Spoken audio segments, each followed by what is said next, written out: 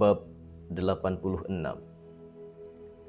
"Beli kulit hewan, silakan dijual kepada kami," teriak Jamal.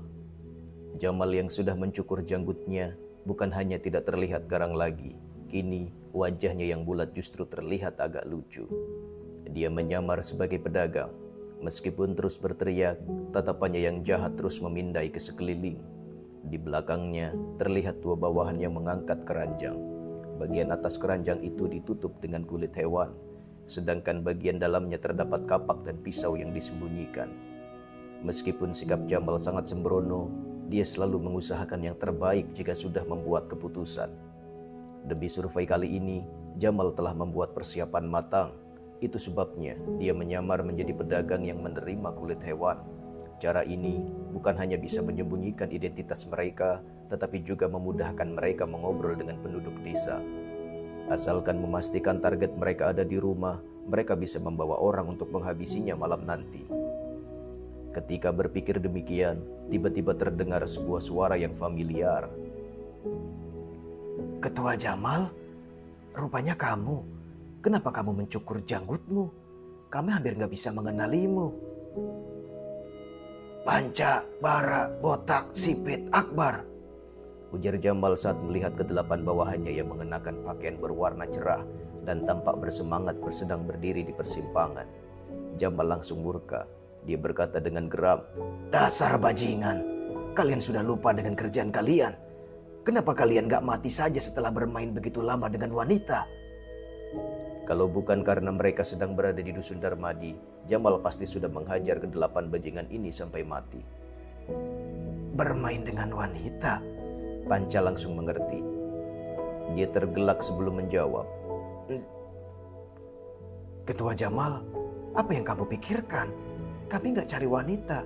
Kami terus diam di Dusun Darmadi ini." "Apa? Jangan-jangan kalian ditangkap penduduk Dusun Darmadi?" tanya Jamal. Namun setelah melihat penampilan kedelapan orang itu, Jamal menggeleng sambil berkata, "Gak mungkin. Kalian gak seperti orang yang ditangkap. Jangan sok misterius begini. Cepat katakan yang sebenarnya. Kalau enggak, aku akan langsung membunuh kalian." Jamal merasa ada yang tidak beres saat melihat kedelapan bawahannya ini. Mereka sepertinya tidak takut lagi kepadanya. "Ketua Jamal, kamu gak akan bisa kabur kalau membunuhku di sini." Panca memasang ekspresi muram lalu meneruskan. "Di Dusun Darmadi ini, ada yang kemampuan bela dirinya lebih hebat darimu. Begitu kamu menyerangku, mereka akan langsung muncul. Kamu hanya bawa dua bawahan, gak akan cukup untuk melawan mereka. Kalian pun belum tentu bisa kabur." Panca cukup takut dengan Jamal sebelumnya, tetapi tidak untuk sekarang. Bagaimanapun, kelak dia akan menjadi penduduk kota. Sehebat apapun Jamal ini, dia tidak akan berani masuk ke kota. "Panca, kamu akan mati. Berani sekali kamu bicara begitu padaku," bentak Jamal yang marah. Namun, dia segera paham sehingga bertanya, "Kamu sudah berpihak pada pria bermarga Darmadi itu ya? Kamu ingin mengkhianati desa 3 harimau?" "Ketua Jamal, mana mungkin aku seberani itu." Panca berkata dengan sungguh-sungguh. "Aku hanya ingin menasehatimu. Jangan mencelakai Tuan Mudawira. Kalau enggak, kamu enggak akan punya kesempatan untuk punya keturunan. Setelah mati, kamu pun akan masuk ke neraka jahanam. Tanya saja pada yang lain kalau kamu enggak percaya." "Ketua Jamal, Panca bicara seperti itu demi kebaikanmu. Tuan Mudawira sangat baik. Orang yang mencelakainya akan disambar petir dan mati mengenaskan," sahut Bara. "Benar Ketua Jamal. Bara juga peduli padamu, makanya bicara begitu. Tuan Mudawira benar-benar baik. Kamu akan mati kalau mencelakainya." Kedelapan orang itu menasihati Jamal satu persatu. "Brengsek, apa dia sudah menyihir kalian? Kenapa kalian terus membelanya?"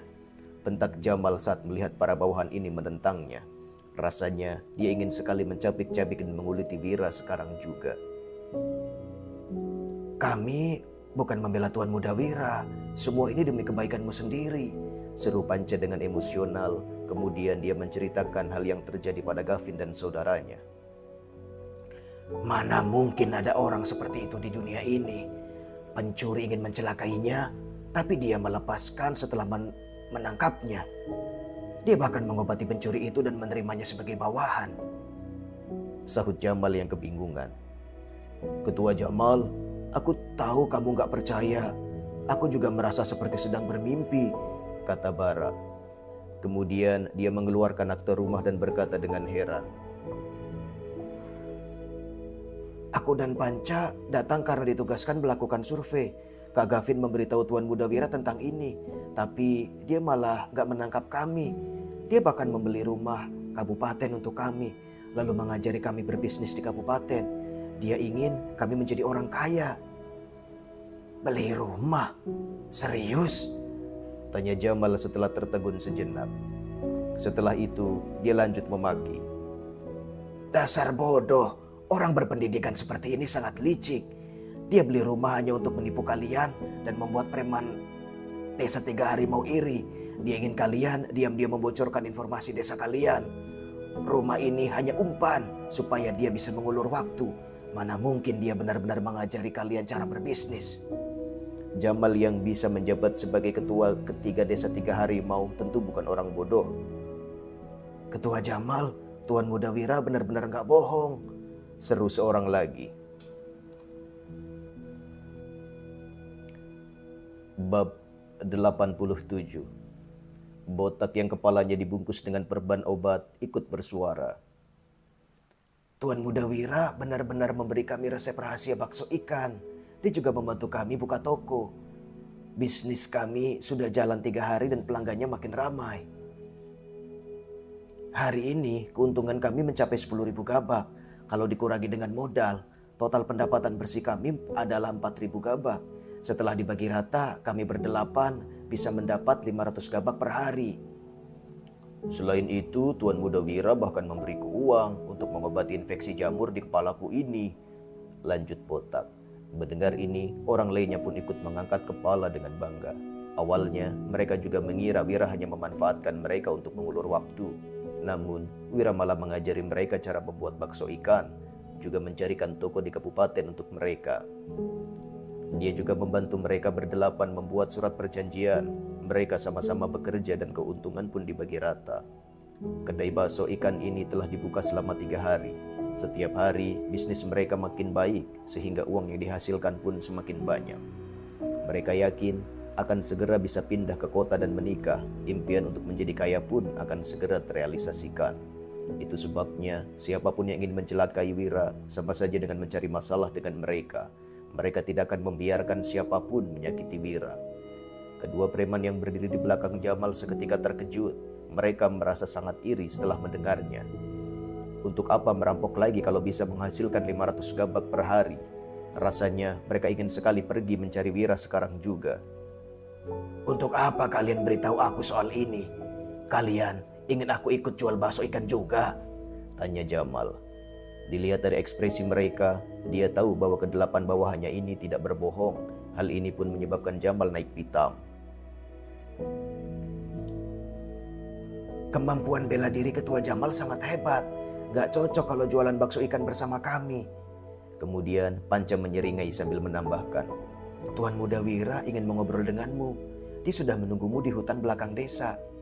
Mengobrol denganku? Jamal terkekeh-kekeh sinis. Lalu mengambil kapaknya dan berkata, takutnya dia sudah memasang perangkap di dalam hutan. Dia mungkin sedang bersiap-siap untuk menangkapku. Panca langsung memasang ekspresi suram. Dia menyahut, Ketua Jamal, perkataanmu ini kurang pantas. Tuan Mudawira bukan orang seperti itu. Kalau dia ingin menangkapmu, mana mungkin menyuruh kami kemari. Bara juga tampak murung. Dia ikut berbicara. Tuan Mudawira bilang, kamu gak usah takut, dia adalah orang berpendidikan. Jadi gak bisa ilmu bela diri. Dia menunggumu sendirian di sana. Bahkan menyuruhmu membawa kapak. Botak turut menambahkan, Ketua Jamal, kalau kamu gak berani, pulang saja ke desa 3 Harimau. Tuan Mudawira sangat baik. Dia gak akan menertawakanmu. Kalian ini... Jamal pun murka karena para bawahannya meremehkannya. Dia berteriak, Orang sekejam aku mana mungkin takut dengan pelajar seperti dia. Aku akan pergi menemuinya sekarang juga. Aku ingin lihat apa yang bisa dia lakukan kepadaku. Kemudian Jamal langsung menuju ke belakang desa dengan membawa 2 buah kapak. Jika gagal memberi pelajaran kepada Wira yang telah merebut ke-8 bawahannya, dia pasti akan menjadi bahan tertawaan orang-orang. Jamal akan langsung membunuhnya dengan kapak ini. Jika Wira memang tidak membawa anak buah, dengan demikian misinya pun akan selesai. Begitu Jamal pergi, ekspresi ke-8 orang itu berangsur berubah. Kita gak seharusnya membantu Tuan Muda Wira menyampaikan hal ini. Benar-benar beresiko, ujar Sipit. Panca mengernyit seraya membalas. Tuan Muda Wira gak mungkin berbohong. Tapi Ketua Jamal belum tentu bisa dipercaya. Kalau dia murka dan langsung membunuh Tuan Muda Wira, bukankah itu artinya kita mencelakainya? Bara berkata dengan getir. Aku juga gak ingin menyampaikan pesan Tuan Muda Wira, tapi apa yang bisa kulakukan kalau Tuan Muda Wira yang nyuruh? Tuan Muda sangat baik. Meskipun Ketua Jamal begitu kejam, dia pasti akan luluh dibuatnya. Ya, semoga begitu, sahut yang lainnya. Mereka diam-diam berdoa agar Wira diberkati. Kemudian, kedua preman yang mengikuti Jamal tiba-tiba mendekat dan bertanya. Kak, apa kami boleh ikut kalian berbisnis bakso ikan? Kami gak ingin jadi perampok lagi. Panca menyahut. Kami hanya preman yang bertugas memantau dan gak akan pernah membunuh siapapun. Tuan Muda Wira bersedia membantu kami membuka kedai di Kabupaten Uswal. Juga karena gak ada yang mengenal kami. Tapi kalian berbeda. Kalian sudah pernah membunuh. Kalau Tuan Muda Wira membantu kalian membuka usaha di Kabupaten Uswal, kalian hanya akan mencelakainya kalau dikenali orang lain nanti. Jadi kami gak bisa membawa kalian pergi. Jelas Panca seraya melirik kedua preman itu. Begitu mendengarnya, mereka berdua pun tampak kecewa. Bara menasihati dengan lirih. Panca, Tuan Muda sudah bilang bahwa orang yang mau bertobat adalah orang baik. Kalau mereka benar-benar mau berubah, kita bisa saja membantu mereka. Mereka bisa berbisnis di kabupaten lain kan? Kedua preman itu pun berbinar-binar setelah mendengarnya. Bab 88. Meskipun Jamal tampak menggebu-gebu saat berada di depan bawahannya, nyatanya dia sangat waspada sekarang. Begitu memasuki hutan, dia langsung memungut sebuah ranting pohon dan berjalan dengan perlahan seperti orang buta. Jamal khawatir ada jebakan penjepit hewan atau lubang yang sengaja digali. Bagaimanapun, ini adalah tipu muslihat yang sering digunakan di pegunungan. Pada saat yang sama, dia terus mengamati sekelilingnya karena takut ada orang yang bersembunyi di dalam sini. Luas hutan ini hanya ratusan meter. Namun, karena terlalu berhati-hati, Jamal menghabiskan 15 menit untuk tiba di ujung hutan ini. Setelah itu, dia akhirnya melihat seorang pemuda. Pemuda berpakaian linen putih itu bertubuh tinggi dan tegap. Rambutnya diikat dengan tali rami biasa. Dia tidak mengenakan aksesoris mahal seperti orang kaya, sehingga mirip dengan orang miskin di pedesaan. Meskipun demikian, pemuda ini sangat tampan dan berkarisma. Dia memiliki wibawa yang berbeda dengan orang desa. Saat ini, matahari sedang terbenam.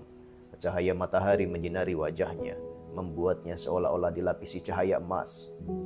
Melihat Jamal yang terlihat bersemangat, Wira berkata dengan ekspresi datar. Kamu lebih berhati-hati dari yang kukira. Preman pegunungan sepertiku pasti sudah mati kalau ceroboh. Mana mungkin bisa menjadi ketua? Teriak Jamal dengan ekspresi menyindir. Setelah mengangkat kapaknya sambil mengamati, dia menghampiri Wira dengan galak dan berkata, Otakmu sudah rusak karena kebanyakan belajar ya. Berani sekali kamu datang menemuiku sendirian. Kamu gak takut aku memenggal kepalamu? Wira pun tersenyum lalu menimpali. Coba kamu penggal kepalaku sekarang juga. Mari kita lihat siapa yang akan mati duluan. Orang-orangmu pasti bersembunyi di sekitar. Di mana mereka? Cepat suruh mereka keluar. Kamu ini orang berpendidikan, mana boleh berbohong begini. Kamu bilang akan menemuiku sendiri, tapi malah memasang perangkap di sini. Bentak Jamal. Ekspresinya seketika berubah drastis. Jamal meletakkan kedua kapak di atas bahunya sembari berkeliling satu lingkaran. Dia melihat ke sekeliling dengan hati-hati karena khawatir ada yang tiba-tiba menyergapnya dari belakang. Wira merentangkan tangannya sambil berkata, Kata siapa aku berbohong? Aku memang sendirian. Aku gak menyuruh siapapun bersembunyi di sini. Tapi orang-orang yang peduli padaku pasti sangat cemas. Mereka mungkin bersembunyi di sekitar karena tahu ada preman kejam di sini. Tapi aku sendiri juga gak yakin. Brengsek, cepat katakan. Apa ada orang-orangmu di sini atau enggak? Bentak Jamal yang gelisah. Dia menatap sekeliling dengan gugup karena merasakan niat membunuh di mana-mana. Dia merasa tempat ini sangat berbahaya karena mungkin saja ada penyergapan. Wira mengejamkan matanya sambil menyahut. Gimana kalau kamu coba saja? Ayo, serang aku. Kalau nggak ada orang yang muncul, itu artinya nggak ada penyergapan di sini. Kamu kira aku bodoh? Timpal Jamal yang bercucuran keringat dingin. Dia membatin. Pelajar licik ini terus menyuruhku menyerang. Dia pasti ingin memanfaatkan kesempatan ini untuk membunuhnya. Dia nggak akan tertipu. Dan dia tidak akan menyerang. Kemudian Wira berjalan mendekat seraya berkata, Karena kamu nggak mau nyerang, mari kita ngobrol saja. Memangnya ada yang bisa dibicarakan? Tatapan Jamal tampak panik. Dia mundur dengan hati-hati lalu berkata, Kamu pelajar, sedangkan aku preman. Gak ada yang perlu dibicarakan di antara kita. Kita juga gak cocok untuk mengobrol. Jangan mendekat. Aku tahu kamu ingin membunuhku. Membunuhmu? Wira kehabisan kata-kata dibuatnya. Dia menggeleng lalu membalas dengan serius. Kamu sudah salah paham. Aku hanya ingin mengajarimu cara menjadi perampok. Mengajariku cara menjadi perampok? Jamal tergelak seolah-olah telah mendengar lelucon paling konyol. Kemudian dia melanjutkan. Dasar kutu buku. Otakmu pasti sudah rusak karena kebanyakan belajar. Sudah hampir 10 tahun aku menjadi perampok. Aku sudah merajalela di berbagai tempat dan merampok ratusan kali. Pemerintah daerah bahkan menawarkan hadiah 500.000 gabak bagi yang bisa menangkapku. Atas dasar apa kamu mau mengajariku? Wira mengangkat alisnya sambil menjawab. Karena aku tahu cara supaya kalian bisa menghasilkan uang lebih banyak. Cara meminimalisir bawahan yang terluka. Dan cara supaya nggak dikepung tentara. Kalian juga akan dipuji rakyat. Bahkan pedagang yang akan lewat akan memberi kalian uang dan berani menjual barang kepada kalian. Selain itu, tentara juga nggak bisa menangkap kalian. Para pedagang dan rakyat akan memberi kalian informasi supaya bisa kabur duluan. Pada akhirnya tentara pun nggak akan mau menangkap kalian lagi. Jelas Wira. Mana mungkin, kamu memang sudah gila. Hardik Jamal.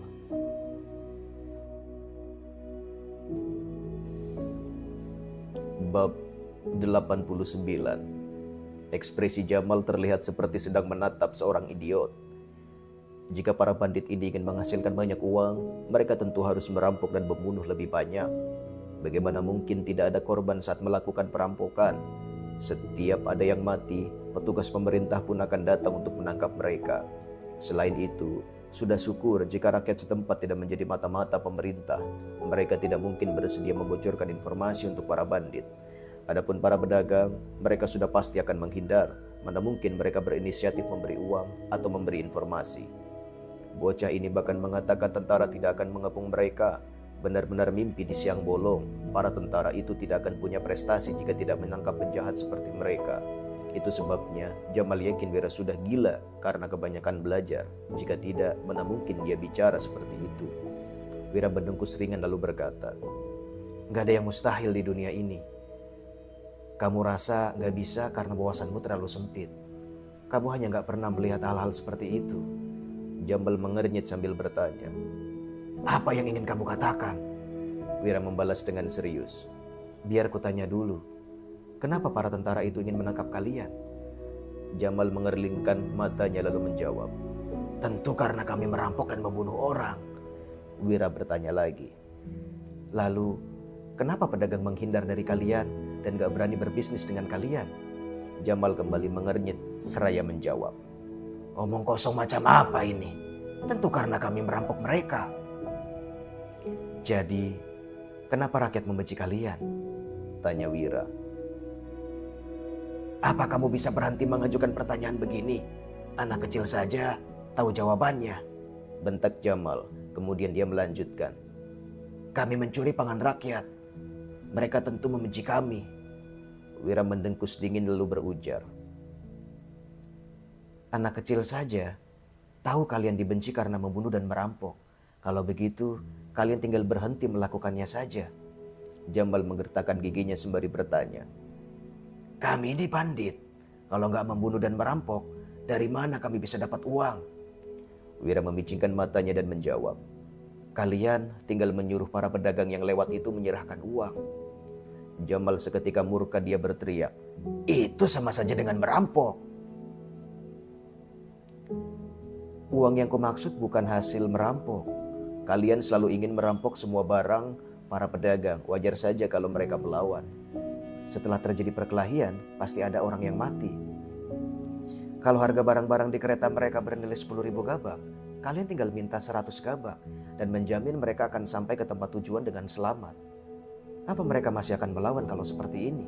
Mereka justru akan berterima kasih kepada kalian. Jelas Wira dengan sinis. Jamal tertegun mendengarnya, lalu menjawab seraya mencibir. Uang sekecil itu mana cukup? Ada begitu banyak bandit di pegunungan. Sekali perjalanan hanya dapat 100 gabak. Uang yang didapat pengemis bahkan lebih banyak dari ini. Wira menyipitkan matanya dan menimpali. Memang sedikit, tapi kalau biaya yang kalian pungut sedikit, bukankah mereka akan sering lewat tempat kalian? Jamal termangu sesaat lalu menjawab. Tentu saja. Wira mengangkat alisnya dan menjelaskan lagi. Setelah orang-orang tahu biaya yang kalian pungut sedikit dan akan mengawal mereka sampai ke tempat tujuan, apakah pedagang lain akan melewati tempat kalian? Ya, itu sudah pasti, sahut Jamal segera. Hal yang paling sulit dalam berbisnis adalah pengangkutan barang yang tidak aman. Asalkan menjamin keselamatan mereka dan memungut sedikit uang dari mereka, para pedagang yang lewat tentu akan banyak. Meskipun biaya yang dipungut sedikit, jumlahnya pasti akan menjadi banyak jika ditambahkan.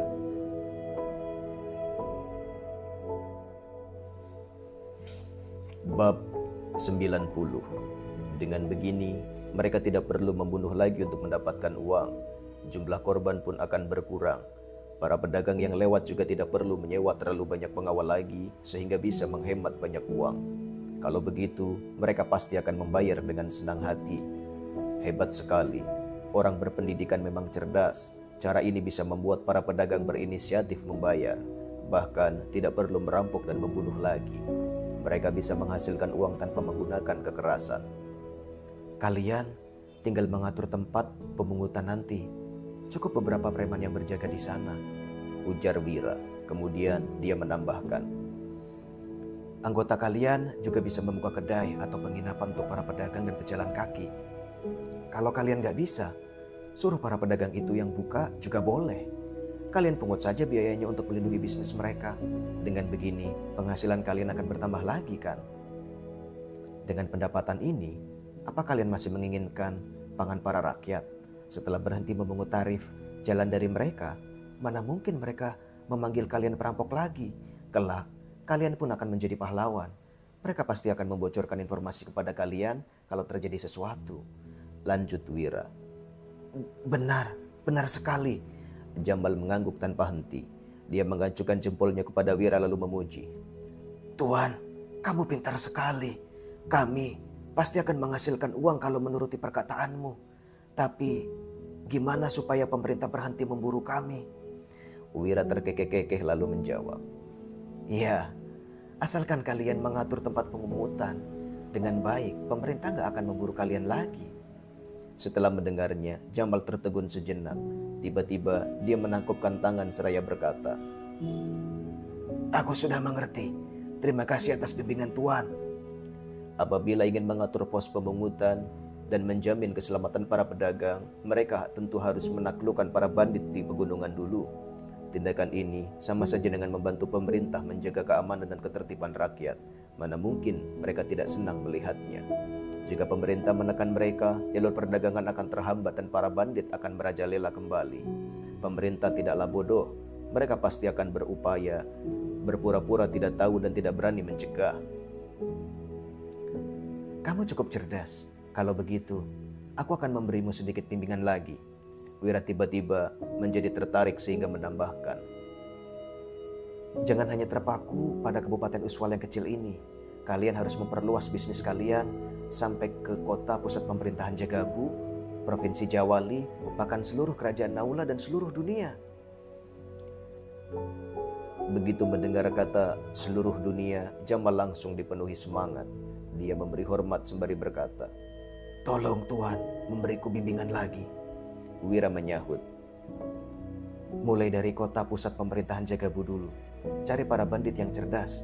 Kamu harus membujuk mereka, lalu membentuk sebuah aliansi. Makin luas jalur bisnisnya, maka orang yang akan lewat semakin banyak. Penghasilan kalian pun akan bertambah dan posisi kalian akan makin aman. Bagaimanapun, para pedagang dan pemerintah pasti ingin kalian aman. Kalau enggak, jalur bisnis akan terhambat dan bandit akan merajalela. Setelah pengaruh kalian cukup besar, pemerintah bahkan akan memberimu gelar. Kamu akan menjadi seorang pejabat nanti. Tambah Wira. Kabupaten Sijala, Seru Jamal. Tempat ini adalah markas para bandit pegunungan. Jamal tampak menggebu-gebu. Dia menatap Wira cukup lama, lalu sontak berlutut di tanah, kemudian dia bersujud sambil berkata, Tuan benar-benar jenius. Aku mengundang Tuan ke desa Tiga Harimau dan menjadi penasihat kami. Kita akan sama-sama membangun masa depan yang cemerlang. Kamu memintaku menjadi penasihat? Wira terperangah melihat sikap Jamal ini, kemudian dia segera melambaikan tangannya seraya menimpali. Ini nggak mungkin. Kalian harus berusaha sendiri. Aku nggak akan menjadi penasihat kalian. Wira bahkan tidak ingin menjadi asisten penasihat kiri, apalagi menjadi penasihat para bandit ini. Benar-benar konyol. Jamal langsung berjalan ke hadapan Wira lalu berkata, Kalau begitu, aku terpaksa menculik Tuan. Bagaimanapun, aku harus membawa Tuan ke Gunung Tiga Harimau Hitam. Wira memicingkan matanya sambil bertanya, Kamu nggak takut ada penyergapan di sini? Aku tetap harus mencobanya. Demi masa depan yang cerah, aku terpaksa harus menyinggung Tuan. teriak Jamal sembari menerjang ke arah Wira. Dia berniat untuk menangkap Wira, lalu langsung membawanya kabur. Gila. Wira benar-benar ingin memaki sekarang. Dia hanya memberitahu Hasan akan bertemu dengan Jamal di sini dan tidak memasang perangkap apapun. Hasan pun hanya diam saat mendengarnya. Jika benar-benar diculik Jamal dan dipaksa untuk menjadi penasihat mereka, semua usahanya untuk Dusun Darmadi akan sia-sia.